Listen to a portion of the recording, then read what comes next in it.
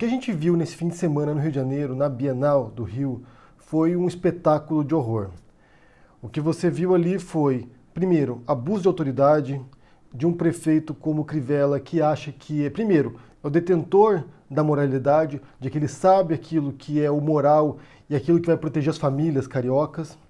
Então ele vai lá, a partir de seus critérios próprios, pessoais, fundamentalistas religiosos, ele determina aquilo que deve ser visto ou não pela população do Rio. Então ele vai lá e determina que um quadrinho de super-herói, no qual você tem ali uma cena de beijo entre dois meninos, dois personagens do livro, que aquilo ali é pornográfico, que aquilo ali é uma ofensa à população brasileira, ao cidadão de bem brasileiro. Então ele vai lá e determina que aqueles quadrinhos sejam embalados em saco preto com uma advertência de que é impróprio para menores. Ele mesmo, ele lá, o prefeito, decide isso, sem passar pela justiça, sem passar pelos canais corretos para isso. Evidentemente, isso causou uma tremenda reação negativa na população e também em diferentes instâncias políticas no Brasil, e uma liminar é emitida por um juiz proibindo a coleta do material, proibindo a censura, vetando a censura, que é um direito constitucional dos brasileiros. Posteriormente, um segundo juiz acolhe o pedido do Crivella e autoriza isso.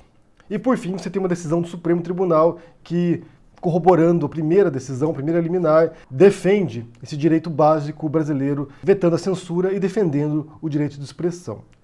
Então essa briga que ocorreu na Bienal, em torno desses quadrinhos, desses livros, que depois o tema se expandiu também e chegou a outros livros com temática LGBT. E aqui chega uma figura que acabou ocupando o debate e se tornou uma vítima também da sua decisão, que é o Felipe Neto. Felipe Neto é um criador do YouTube, é um youtuber, um dos maiores influenciadores do mundo na internet. Milhões e milhões de pessoas seguem o Felipe Neto, seus vários canais no YouTube, e ele vai lá e decide comprar 14 mil exemplares de livros com temática LGBT e distribuir na feira gratuitamente. Então ele foi lá, desafiando o prefeito do Rio, pega esses livros e distribui para quem for lá na fila no dia, no sábado isso.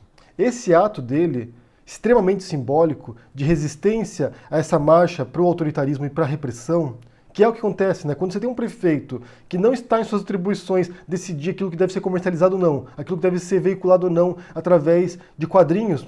Quando você tem um prefeito que faz isso, outra personalidade como o Felipe Neto que desafia esse prefeito, você tem aqui um reflexo da luta cultural que se desenvolveu no Brasil ao longo dos últimos anos. Essa luta entre o obscurantismo, o atraso, o retrocesso, a valores medievais em alguns casos, e a luta pelo progressismo, a luta por valores inclusivos, de aceitação do outro, de tolerância, de respeito ao outro. A vitória do Bolsonaro nas urnas foi uma vitória nessa guerra cultural do obscurantismo. Se um pastor como Crivella, prefeito agora do Rio, se acha legitimado para fazer isso, para tentar coibir a venda de livros com temas dos quais ele discorda, ou com imagens que ele discorda, que ele considera pornográficas, impróprias, se ele faz isso é porque tem toda uma mentalidade agora que saiu do armário, uma mentalidade atrasada mesmo. E embora boa parte das manifestações tenha sido de repúdio ao ato do Crivella e de apoio ao Felipe Neto, pelo que ele fez, você viu várias personalidades também, tanto no Brasil quanto fora do Brasil, defendendo o Felipe Neto na sua decisão. Foi até matéria do jornal britânico The Guardian. Por outro lado, também houve uma reação. Houve uma reação de defesa do Crivella, do ato do Crivella, e também houve uma série de ataques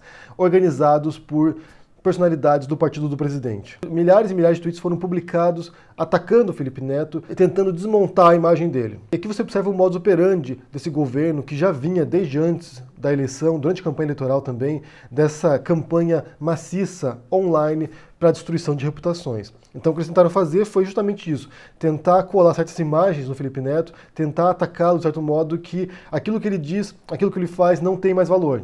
Então ele destrói a reputação do Felipe Neto, ou tenta fazer isso, e assim eles anulam a mensagem que ele transmite. Isso não deu certo. Como ele é alguém muito influente, com milhões de seguidores, o que eles fizeram foi justamente usar a estratégia reversa. Eles pegaram as hashtags que foram erguidas contra o Felipe Neto e usaram a favor dele.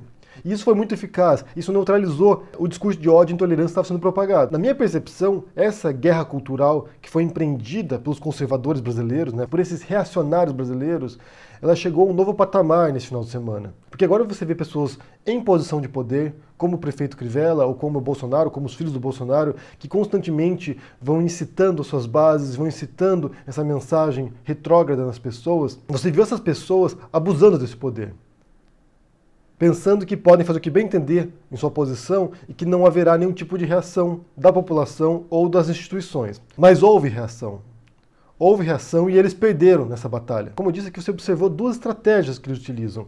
Uma delas é a construção simbólica da narrativa, do discurso em torno de certos valores que eles dizem ser os valores cristãos e que certamente não representam o cristianismo em sua essência. E por outro lado, você vê a estratégia que eles elaboram para confrontar aqueles que eles escolhem como seus inimigos. Às vezes funciona, às vezes realmente eles têm lá algumas estratégias, algumas vezes que eles criam esse paredão de ofensas e de difamação na internet e conseguem destruir esses opositores.